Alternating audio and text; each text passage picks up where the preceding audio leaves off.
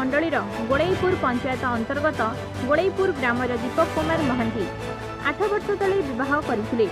विवाहर 1 वर्ष तले एक सड़क दुर्घटना तांकर गोटे गोड़ अचल हो जाइछि। दीपक रही आसुथिबा भंगा घर मध्य बात्यारे नष्ट होईगला। परिवार चलाइबा पई से जेउ छोट दुकान खंडे करी चलुथिले ताहा मध्य कोरोना पई बंद होईगला। से किपरि परिवार प्रतिपोषण करिवे ताहा भाबी भाबी दिन काटुथिला।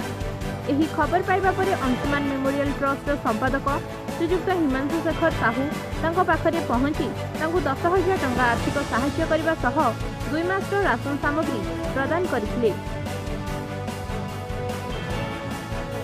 जाजपुरରୁ सुशांत सेनाଙ୍କ रिपोर्ट सत्य खबर।